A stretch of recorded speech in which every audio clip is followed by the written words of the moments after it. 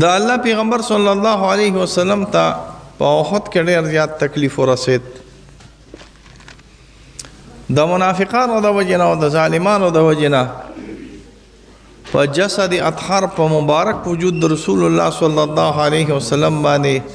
د کافر د لاسه ګزارونه رالل. د حضور صلی الله علیه وسلم غاښونه مبارک دا اولنی جنگ او اولنی جهاد او چې په دې کې د الله ر پیغمبر صلی الله علیه وسلم غاښونه مبارک شهیدان شو. د جسد مبارک د رسول الله صلی الله علیه وسلم د دنیا په سر باندې دا اولنی جنگ او جهاد چې په دې کې وینه راوته او بیا ډېر په تکلیف سره د الله پیغمبر صلی الله علیه وسلم سره د مرګرو او سره د دوستانو په مشکل سره په تکلیف سره چې تقریبا 2 مرګري د الله د پیغمبر صلی الله علیه وسلم شهیدان شو چې هغه کې ډېر محبوب او خاص مرګري دوستان هم راغلي. دا تکلیف ته الله پیغمبر صلی الله علیه وسلم ته ورسید. جنگ چې ختم شو د الله پیغمبر صلی الله علیه وسلم راغی خو زمونږ د دې اردو متل دی اور دا اصل کے دا عربی دے کہ کامیابی کے بہت سے باپ ہوتے ہیں اور ناکامی کا کوئی بھی باپ نہیں ہوتا. سنگا کامیابی کے بہت سے باپ ہوتے ہیں لیکن ناکامی کا کوئی بھی باپ نہیں ہوتا. چې سړی یو فتح ومولی کنه نار څوک پر رامنډې وکړي دا خو زما د وجه دا خو ما کړی دا جنگ دا خو ما کړی دا. هر چاته خیر دی. نبوي او پیغمبري اخلاق دا راغلي دي چې هر چاته به چې بالکل چې ته نه وینو دا نه کېده او نور کارونه د الله لاس کې او چې کله یو شکست وموني کنه نه هغه همیشه بیا د هغې پلار نه وي هغه بیا همیشه خلک د مشر په سر ورچي دا د کار وکړه د لاسه دا کار وشو کنه مونږ خو ورته وایي چې دا وکړه خو ده دا نه کول او مونږ خو ورته وایي ټول پې پوهېږي څه ماشومان نه مونږ خو ورته وایي چې دا وکړه دا دی نه کول. نو چې یو ځای کې فتح راشي نو د هغې 500 پلاران وي او چې یو ځای کې ناکامي راشي د هغې بلکل پلار نه وي. نو دا خو ناکامي په الحال راغلی و په احد کې. نو د ناکامۍ د دې وجې نه د منافقانو طرف پراپیګنډې یو لاره کولو شوه او هغه ظالمانو دا ټوله غوړه پوړه او هغه ظالمانو دا ټول تکلیف د مسلمانانو په سر ور واچو. که دوی نه ته نو څه جنګ به نه و که نه څه ضرورت و چې تلي او موږ خو ورته وایي چې مدینې منورې کې اوسئ او موږ خو ورته وایي چې به دلته به جنګونه کوو او بار نه ځو زموږ مشوره یې نه ده منلې. یعنی دا ټول مصیبت او د ټول تکلیف او د شکست دا ټول هر څه ور واچولو د مسلمانانو خصوصا ذات اطهر د محمد رسول الله صلی الله علیه وسلم په دې کې یاد او دې پراپیګنډې له هوا ورکړه که مونږ نو وتلي نه مونږ ته به دا تکلیف نه که مونږ نو وتلي نه مونږ ته به دا تکلیف. او عجیبه اتفاق دا چې دا خو ډېر آبادي نه وه که نه دا خو لږ آبادي وه په هر کور کې یعنی هر قلعه کې یو شهید شوی دا ډېر مشکل کاري. هر قلعه کې یو شهید شوی هر قلعه خو پېژنئ د کابل پرس 5 غرونه دي هغه اوسي یا اوته پلار او زوی او ترونه دي هغه اوسي په دې کې په هر قلعه کې شهید شوی په هر محله کې په هر قلعه کې شهید شوی بلکې داسې قلعهګانې پکې چې پلار او زوی پلار او 2 زامن دا په یو ځای وفات شوي بلکې داسې زنانه هم پکې وي چې د هغې خاوند او پلار او زوی او ورور ټول وفات شو. دا ډېر تکلیف وي چې هم د پلار وفات شي هم د خاوند وفات شي هم د زوی وفات شي هم د ورور وفات شي. نو مصیبت ډېر زیات او د دې مصیبت ته زیاتېدو د وجې نه د الله په پیغمبر صلی الله علیه وسلم پسې پراپیګنډه دوی شروع کړه. نو منافق خاص منافق دی او دا څوک چې منافق خو وي منافق خو چې دا څوک داسې کسان دي چې او منافق ته غوږ ږدي او مسلمان ته غوږ ږدي د هغې کار خراب هغوی مخلص خلک راغلي خو د پراپیګنډې شکار شو. مخلص خلک سادهګان خلک وو، بس مخلص خلک وو، سادهګان خلک خو د پراپیګنډې شکار. هغوی هم د الله پیغمبر صلی الله علیه وسلم پسې څو خبرې شروع کړې. ډېر لکه خبرې چې هر چا پسې کېږي. نو ما تاسو ته ویلي دي د انسان فطرت دا دی چې خفه کېږي، او انبیا خو ډېر زیات نازک مزاج وي، ډېر نازک مزاج. دا ولې نازک مزاجي؟ ګورئ دا ځکه نازک مزاجي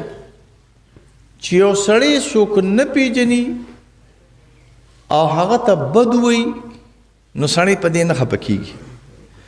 خو چې یو سړی څوک پیژني او هغه ته بد وایي نه پې خفه کېږي. دا منصور خلاج دا یو ولی الله تیر شوي دی، اگر چې زه وایم چې کاش چې دا بعضې خبرې نه وې کړې نو ښه به زما په دې خبرو باندې خوشحاله نه یم چې کوم د ده د خولې نه راوتي دي. د دې په مقابله کې نور هم غټ خلک شته، ابن عربي هم شته، نور هم شته، هغوی هم ډېر ښکلي کلام کړی. څه چې منصور خلاج ویلي دي بعینه دا مولانا روم صاحب په مستمع کې ویلي دي. څه چې خلاج ویلي دي منصور خلاج چې څه ویلي دي بعینه هم مقه شانتې هغه مولانا روم په مستمع کې ویلي دي. خو منصور خلاج سم د کوټې نه پاسه ختلی دی ویلي دي، او مولانا روم صاحب د شحنای څه ویو ته په پښتو کې، د بانسری څه ویو ته پښتو کې، د شپېلې په سندره کې ویلي دي. تاسو اوس نه پوهېږئ نو زه څه چلو. مولانا روم صاحب هم ویلي دي خو د شپېلې په سندره کې ویلي دي، او منصور خلاج هم ویلي دي، خو هغه څه ویلي دي چې بس د کوټې نه سر د پاسه ختلی دی اعلان یې کړی دی. نو دا منصور خلاج مولیانو راوینی و او ښې کو چې راوینی و، که زه ما به هم رانیوه زما په خبره پوه نه شوې خفه کېږې م ښې وکړه چې راوینی و. ته به وایې چې ولې دې نظام خرابېده، تعطل د شریعت راته، تعطل د شریعت دې ته ویل کېږي. خو بیا بار کو جابودین را پاسېده وی بیچان الحق زه خدای نو نظام خرابېده. امام ابو یوسف چې کله پې دستخط وکړو یا بعض علماء د هغه په دغه باندې دستخط وکړو نو چې منصور خلاج کله ووجلی شو نو د وجلو نه پس چې کله شګه ویې سوځو نو چې ویې سوځو نو چې د ایرو نه اسم د الله جوړ شو، الله الله الله. نو خلق مولیان ولا راله چې مولیان خاصم خدای بدنام دي، ای مولیان خدای مغر کا محسوس خراجم مړ کا هغه دی ولی الله دی. بس امام ابو یوسف څخه خپل دوی راواغسته، د دوات راواغسته، دوی نه دوات په خوا به مشوڼې راواغستو، غوړه شو چې پرش لې راویسته، چې څنګه یې راویسته د هغې نه ټولو نه ساس کونه الله الله جوړ وي. د هغه د ایرو نه دی الله الله جوړېږي او زما د دې ساس کونه دی الله الله نه جوړېږي. د هغه یعنې دواړه طرف ته اولیاء الله، خو یو محافظین د شریعتو او یو سهو شکر کې نه راغلی. نو که زه په هغه وخت کې ما به هم پرې دستخط کوم منصور الخلاج باندې، دا یاد ساتئ ښه. زه به خامخا ما به دستخط کوم، زه به د شریعت یو محافظ یم او مفتي وم، خامخا نو خامخا به مې دستخط کوم، اگر چې پټ په مې ورته وی چې ډېر ښه سړی راغلی، خو په ظاهره کې به مې پرې دستخط کوم. منصور الخلاج چې کله وجلې کېده خلکو راوړي وو لکن رحمان، نو خلکو په کاڼو وویسته، بس ښه مدیدار ولاړ. سری سقطي صاحب به ته ویل کېږي او شبلي د ماما او خورای راغلي دي، لوی اولیاء الله دي، هغوی ګل راواغسته او په دې ګل باندې وویسته، خو چې په ګل یې وویسته کړه شو چې سړی په ژړا شو. نو خلکو ورته ویې لکه د مسلمان زویه د خلکو په کاڼو باندې اشتي او د نه ژړل، او د شبلي او د سری سقطي په ګل باندې دې وژړل. وي هغوی خو د اشتمن خو نه یې پېژندم، اشتم نو اشتم دی که نه، او دوی خو مې پیژني چې سړي کې کار شته ولی الله دی، نو بیا مې ولي په ګل مې ولي خو ومې ولي مې نو چې دی ولي مې نو احانت مې کوي. زما په خبره پوهېږې که نه، نو چې دې څوک نه پیژني نو یو شل ځله خو دې کوي، خو چې څوک دې پیژني او بیا دې احانت کوي، همدغه وجه ده. یو ناشنا نکته راته وایم، یو ناشنا نکته. تاسو کو چېرته بالفرض کافر الله او رسول پسې لګیایي کنځل کوي، هیڅ بلی نه وایي ګوري په پښتو خبره وي په پلید بوټي باندې سپي امتیاز یې نه کوي هندوان څومره الله پسې لګیایي سیکان څومره الله پسې لګیایي ملحدان عیسایان څومره الله او رسول پسې لګیایي که نه هیڅ بلی یې نه وایي مردار سپي دي مردار دغه دي بوټي دي سپي په امتیاز خو چې کوم الفاظ ستا د خولې نه وختل کوم الفاظ چې د هغوی د خولې نه ختل که نه خو چې ستا د خولې نه وختل یو خو به د ایمان سلب شي او د مصایبو او د تکلیفونو او د جنجالونو ځای به وګرځي نو ما په دې خبره پوهېږم ولې هغوی ته څه نقصان نه رسي او تا ته نقصان رسوي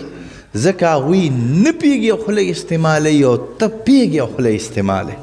نو چې هغوی نه پوهېږي الله نه پېژني رسول نه پېژني خوله استعمالوي نو هغوی ته دونه نقصان نه رسي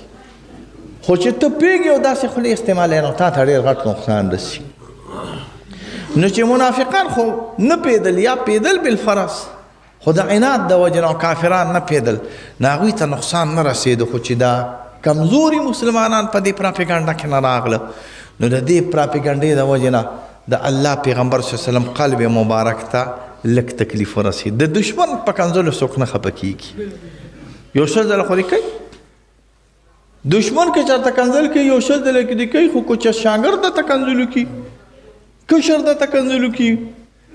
یا مقتدي ملا ته کنځلو کي نو په هغې باندې دا مقتدي مورلي او دا مشر مورلي د زوی په کنځلو پلار خفه کېږي او که نه خفه کېږي خفه کېږي د هر چا په کنځلو نه خفه کېږي د زوی په خبرو ولې دا خلک ټوله ورځ جګړې نه کوي څه یو بل یې د سرونه نه راچیلي کړي نه وي څه وایي خو نه خفه کېږي خو که زوی وله ټک ورکړي او زوی یې په څپېړه وي نو خفه کېږي یعنې ټول بازار کې خلک یو بل سره نښتې وي که نه وي خو د هغې بس راپاسي هلکه وي خدای دې هر قدر وکړېږه خو که دا سړی راغی زوی یې په څپېړه ووي نو دا سړی بیا ډېر خفه وي مړه وي وګوره زوی واله وګوره زوی مې بېعزتي کړې ده ولې ځکه څوک چې په یو خبره نه پوهېږي او د هغې اظهار کوي نو د هغې وزر او ګناه کمه وي خو چې څوک په یو خبره پوهېږي او د هغې اهانت کوي او سپکوالی کوي نو د هغې عذاب او د هغې اهانت وزر او د هغې عقوبه او د هغې نقصان ډېر زیات راغلي نو د حضور صلی الله علیه وسلم په دې بعضو خبرو کې بعضې کسان هم راغلل دې د الله پیغمبر صلی الله علیه وسلم ته زور ورسو کوم ځای دی د الله امداد کم دی دا دوی چې وي چې د الله امداد به راځي او فرشتې به راځي دا امداد او فرشتې کم دي متا نصر الله نصر د الله امداد د الله کم دی او بیا به دا خبرې کله ناکله ویم کړې چې پیغمبر هغه کم امداد چې تا وایې چې امداد را روان دی نو هغه امداد څه شو د الله امداد څه شو دا یې وګوره په وخت کې خراب شو د دې لپاره الله تعالی متعدد ځایونو کې د مسلمانانو د تالیف القلب دپاره چې نه داسې خبرې تاسو مه کوئ یو خو د الله تعالی په کارونو کې کار وساتئ اوس ته الله تعالی تکلیف درکړی دی خو وروستو به انشاءالله د دې تکلیف په بدله کې الله تاسو له خیر درکوي ان مع العسر یسرا ان مع العسر یسرا د تکلیف نه پس بیا څه شي وي راتی د تکلیف نه پس بیا څه شي راغلي د مصیبت نه پس بیا څه شي راغلي الله امداد کوي او راته کوي نو خیر دی که تاسو ته بالفرض قرح یا مصیبت رسېدلی دی نو رسېدلی به خو د دې مصیبت نه مخکې تاسو ته د بدر په حالت کې تاسو تکلیف رسولی و که نه خدا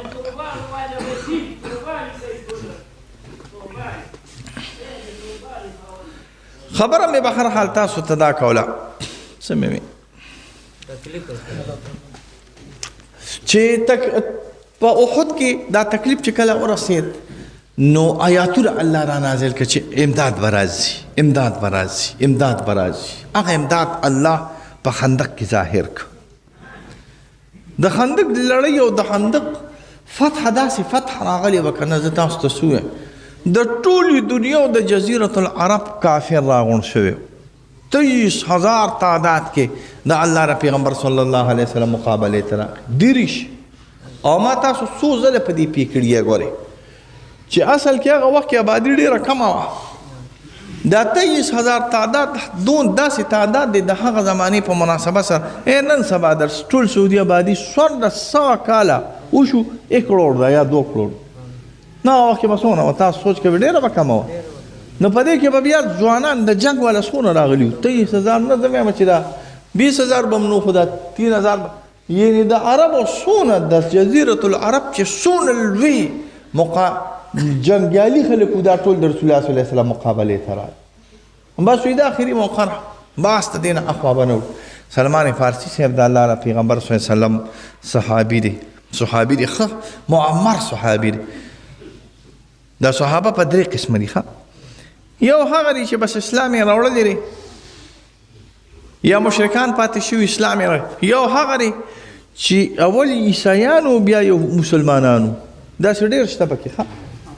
عیسایانو مسلمان یهودیانو دي له الله دوه اجر ورکوي. ابوبکر صاحب باندې دور د شرک او د کفر تیر شوی دی خو دور پې د اهل کتاب نه دی تیر شوی. عمر صاحب څونه لوی شخصیت دی خو دور د کفر او د شرک پې تیر شوی دی خو دور د اهل کتاب پې نه دی تیر شوی. خو د هغو په مقابله کې دی عبدالله ابن سلام صاحب صحابي دی دور د کفر او د شرک پې نه دی تیر شوی ځکه چې د هغې نه مخکې خو خلک ټول مسلمانان و که نه نو دور د کفر او د شرک پې نه دی. عبدالله ابن سلام باندې دور د کفر او شرک نه دی تیر شوی. حضرت کعبه خو ډېر کسان دي داسې ډېر لوی خلک راغلي چې هغوی باندې دور د کفر او د شرک نه دی تیر شوی. ورقه ابن نوفل چې ورته ویل کېږي نور داسې کسان دي چې هغوی باندې دور د کفر او د شرک نه دی تیر شوی. دقه کسانو کې یو کس چې هغوی باندې دور د کفر او د شرک نه دی تیر شوی سلمان فارسی صاحب دی. سلمان فارسی صاحب پس زمانه کې عیسایت او بیا د عیسایت نه اسلام ته راغی او اسلام یې چې کله قبول که حضرت سلمان فارسی صاحب نو دا معمر صحابي راغلی پوی و عقل والا او د دې عقل او د دې معمر والي د وجې نه صحابه به د دې مشورې قبلولې چې کله جنګ راغی جاسوسان راغله وی خلک خو را روان دي ډېر لوی تعداد کې دي وی څونه دي وی 23,000 خلک را روان دي یله وی د دې مقابله ګرانه میدان کې د دې مقابله نشي ځکه تواریخ لیکلي دي ابن اسیر لیکلي طبري لیکلي دي چې په دغه وخت کې د ټولې مدینې منورې آبادي چې دې راجمع کړې وه نو 7,000 وه. څونه 7 ټول زنانه نارینه ماشومان نو زنانه نارینه ماشومان چې ټول راجمع کړي نو 7,000 نو چې زنانه هم راوتي او ماشومان هم راوتي او بوډاګان هم راوتي نو د 7,000 او د 23,000 خو نه کېده که نه کېده مشکله راغلی. نو چې نه کېده مشکله وه نو حضور صلی الله علیه وسلم مشوره ویلي مشوره باندې خو د هوښیار سړي نه به ویلې د قمقل نه مشوره وانه لري او یو به د پښتون سړي د مشوره نه لري. ګورې دا یاد ساته د چا نه د پښتون سړي نه چې چېرته مشوره واغسته یو خو داسې عام خو چې د پښتون سړي نه چېرته مشوره واغسته نو ځان لري کار وکړه ځان له خرڅ کړ د جومات او د مدرسې په معامله کې او د خانقاه په معامله کې به او د دستاربندۍ په معامله کې به جهري مشوره نه کوي. جهري مشوره پېژنئ که نه پټه خیر دی. هلکه اعظم خان څنګه چلو کړو ډېره تېره خبره هلکه شبیر بابا څنګه چلو کړو هلکه ډاکټر حماد څنګه چلو دا خیر دی.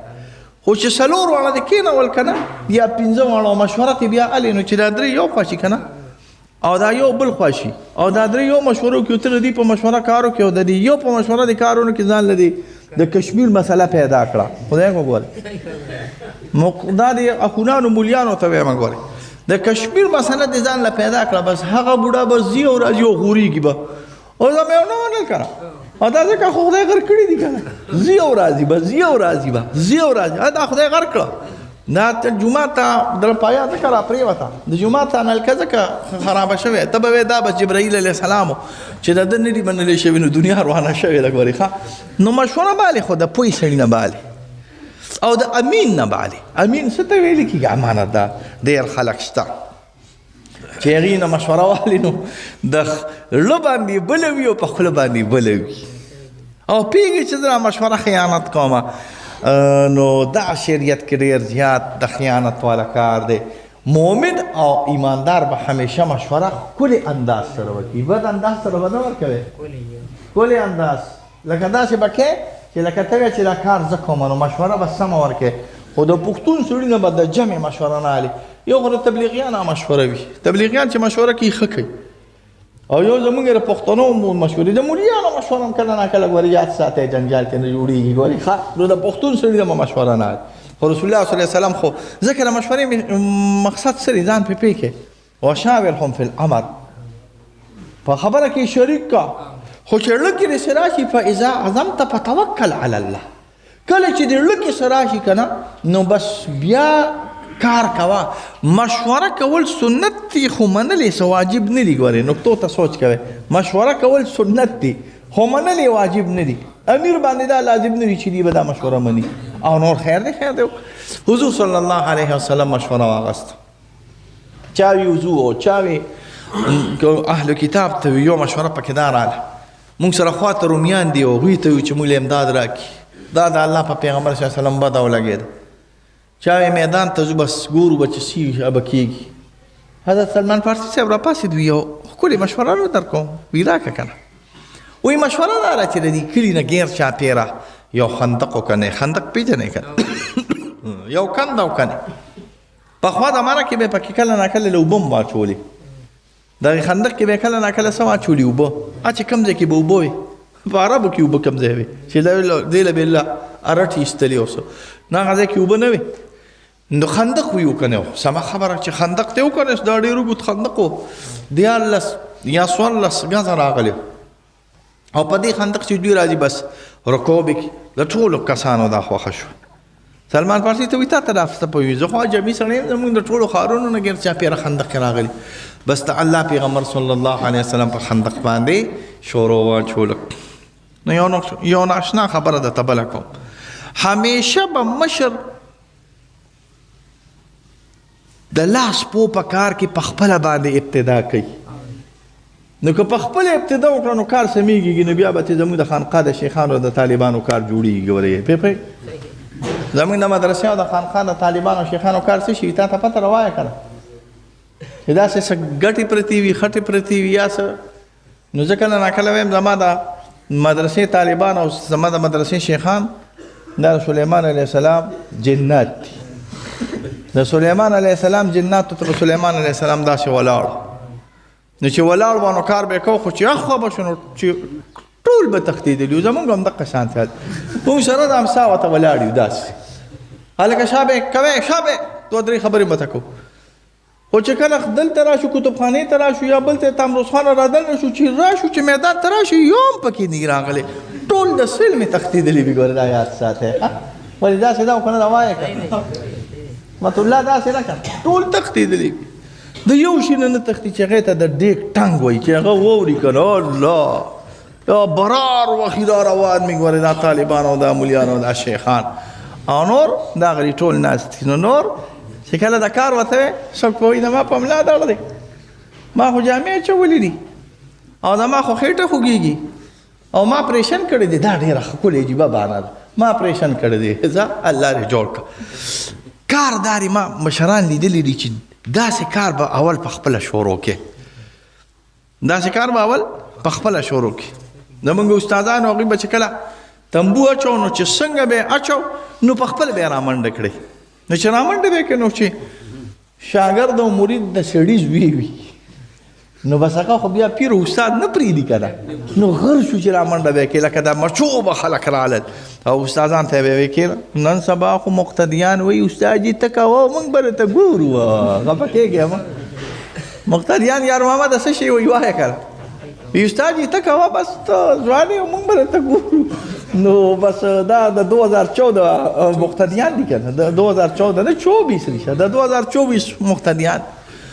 نو د 2024 چې مقتدیان یو د 2024 طالبان یو د 2024 شیخان مریدان دي نو بیا به پیر صاحب مبارک کار کوي او مریدان به ورته ډډه لګولي ناست وي. ښه زه یو ځل یو ځای ته تللی وم یو پیر صاحب و تا ته مې ویلي د میا ګجر یو پیر صاحب زمونږ ملګرو ډېره مخکینۍ خبره ده. نو زمونږ د خانقاه کې مخکې د پیري ډېره زیاته وه. ما چې به چارهدام کوم دغه ځای کې اوس نه کومه تکلیف یې راته نو دا لړۍ به د ملیانو طالبانو ما ته ولاړه او دغه به یې نیولې و تولیه به ملک صاحب او میا صاحب او دې خلکو نیوله او بیا چې به تو راتو نو مرید خو ما تاسو ته ویلي دي وایي دې ته چې د عاشقي نو هغه پیر صاحب سره یو 2-3 مریدان و نو داسې کمزوري غوندې و نو چې دننه کېده نو د پیر صاحب د مریدانو دا سپلی راواغستی. نو ما ته خدای ته وګوره دا پیري راته مه شرموه نه پېدله ساده خلک وو مې خدای ته وګوره دا پیري راته مه شرموه چې اوس ته مریدانو پسې سپلی ګل ساده خلک وو دا نشه سین کساریه کوله ښه ساده خلک وو مې داسې مه کوه داسې نه چې ګوره د 2024 پیري مریدي ته نه جوړه شي چې موږ د پسې سپلی ګرځو ګورې ښه ګزاره به کوې نو طریقه کار دا چې د الله پیغمبر صلی الله علیه وسلم به په خپله باندې په کار کې حصه اخیست جومات چې جوړېدو مې په خپله په کار کې حصه اخیستې وه او چې کله دا نه ده چې بس ځای تاسو یې کوئ او زه یې نه کوم نو رسول الله وسلم ځان له هم ځای مقرر کړ دې کې به زه کار کوم نو بیا د الله د پیغمبر طاقت حکیم صاحب ډېر زیات تاسو ته پته ده څومره طاقت د 4000 کسانو جسمانی طاقت د 400 کسانو جسمانی طاقت والا الله ورکړی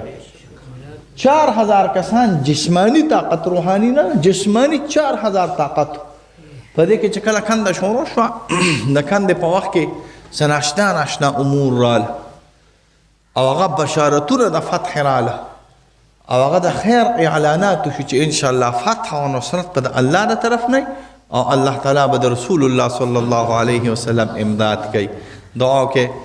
چې الله تعالی زموږ د مسلمانانو ورونو امداد وکړي په فلسطین کې ډېر زیات سخت تکلیف مصیبت شروع دی ما مسلسل څو جمعې تاسو ته راویلي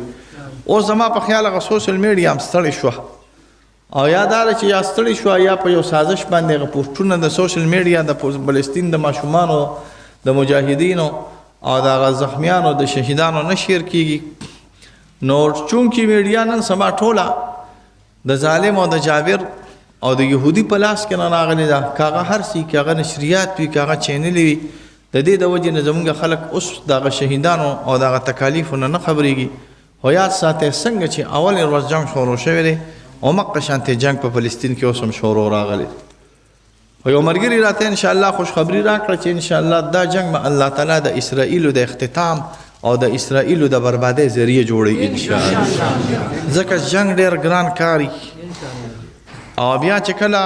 ورکوټي طاقت او غټ طاقت ونخلي نو د غټ طاقت په دې کې ډېر نقصان وي او د ورکوټي طاقت کم نقصان راغلی لکه مقصد زما دا دی چې اوس موټر سایکلو د مرسډیز سره ټکرو شي نو موټر سایکل هم خراب شي خو موټر سایکل د 1 लाख نقصان وکړو خو د مرسډیز د 1 کروڑ نقصان وشو زما په خبرو پوهېږې نو سایکل موټر سایکل او مرسډیز چون خوري نو یو نقصان نه دی د موټر سایکل نقصان شوی دی خو کم دی او د اسرائیل مثال د مرسډیز دی او د حماس او د مسلمانانو مثال په الحال د موټر سایکل دی د دې دواړو په ټکر کې به انشاءالله د مرسډیز نقصان ډېر راځي انشاءالله الله به هلاک کوي الله به تباه کوي الله به انشاءالله د دې غریبانانو مسلمانانو امداد کوي نو یو خو ته انشاءالله کوشش کوي دعاګار هم کوي امداد هم چې څه کېږي هم ځوانان چې دي هغه هم ځان ورسوي یوازې په دې دعاګار هم کار نه کېږي موږ افغانستان ته تللي یو ملا له لاړو دا زه اکثر وایم زموږ د دې علاقې لکه د دستاربندۍ خبره راته یاده زمونږ د علاقې نه ما ورته ویې مونږ ځو وی الله تعالی دی وی ما دله ختم شروع کړی دی او الله تعالی دی د هغوی په توپو کې چینجي وکړي نو ما وی چې دا په توپو کې چینجي څنګه کېږي په توپو کې خو چینجي نه کېږي خو مقصد یې دی چې دا توپ یې الله ناکامه کړي نو بیا ټیک دی خیر او دویمه خبره دا ده چې زمونږ دستاربندي را روانه ده انشاءالله زمونږ دستاربندي انشاءالله را روانه ده سبا نه بل سبا د اتوار په ورځ به انشاءالله یو عظیم الشان دستاربندي د های سکول په ګراوند کې انشاءالله کېږي یو خو د موسم دپاره دعا کوي چې الله تعالی دا موسم لږ رڼا ولګوي باران به انشاءالله نه وي خو چې الله رڼا ولګوي او الله تعالی دا دستاربندي په خیر باندې وکړي دې دستاربندۍ کې به انشاءالله 2.5 کسانو دستاربندي وي چې دا د دور حدیث د تخصص فی الفقه تخصص فی الحدیث او د حفظ الکان به 2.5 کسان به انشاءالله بلکې 300 ته برسي او تاسو پروش کال لیدلی و چې دا یو ډېر عظیم الشانه دستاربندي وه زموږ د ملګرو په تخمینه سره صرف 22000 که 23000 په هغې کې موټر سایکلې راغلې وې نو چې 22 او 23000 موټر سایکل په موټر سایکل یو قسم راځي 2 قسم راځي نو دا تقریبا د 40000 نه زیات نو دا 45,000 تعداد والا دستاربندي ده انشاءالله تاسو ته ټولو ته زما دعوت دی چې تاسو به انشاءالله د اتوار په ورځ باندې 9 بجې انشاءالله ځان د دستاربندۍ ګراوند ته رارسوئ د خدمت دپاره م انشاءالله ملګري دوستان راشئ زما ټولو د خانقاه متعلقینو ته څونه خلقفا چې دي د دې خانقاه څونه فارغ مفتیان صاحبان چې د دې خانقاه دي او د مدرسې دي او څونه متعلقین او مریدان چې د دې خانقاه څونه د مدرسې طالبان دي هغه دي انشاءالله د سبا نه په رابطه کې مونږ چې رسي چې مونږ سره د سبا نه رابطه کې شي چې د خدمت لپاره زموږ کمیټې جوړې شي او بیا د اتوار په ورځ باندې چې هم تاسو ځان خدمت ته راورسوئ او عمومي خلکو ته علماو ته او طلباو ته او عامو مسلمانانو ته مې دا درخواست دی چې ځان انشاءالله د اتوار د ورځې دستاربندۍ ته په نیت د شرکت او د ثواب راشي یا الله په خیر باندې وکړي تکلیف مصیبت تم په امان کې وساتي ایمان تم خیر پېښ یا الله تعالی را روان وخت کې خیر او برکت مونږ ټولو راکړي یا الله بیمارونه هم په امان کې وساتي یا الله دا موسم لږ ګرم کړي کله وي یا الله یخې کړي او کله وي یا الله ګرمې کړي نو یا الله پاکه په الحال د لږې ګرمۍ ضرورت تر ډېرې نه نو یا الله تعالی موسم ښایسته کړي چې نور روخیږي د خلک ته یخنۍ نه په الحال تکلیف کړي یا الله تعالی د خیر او د رحمت باران هم د دې دستاربندۍ نه پس وکړي یا الله پاک کلی مزیدار باران د خیر او د رحمت ته دستاربندۍ نه پس وکړي یا الله تعالی دا دستاربندي په خیر باندې وکړي د دې علاقې لپاره د خیر او د دین او د اسلام او د دنیا او د آخرت ته خیر ذریعه وګرځي وصلی الله علی خیر خلقه محمد و آله و اصحابه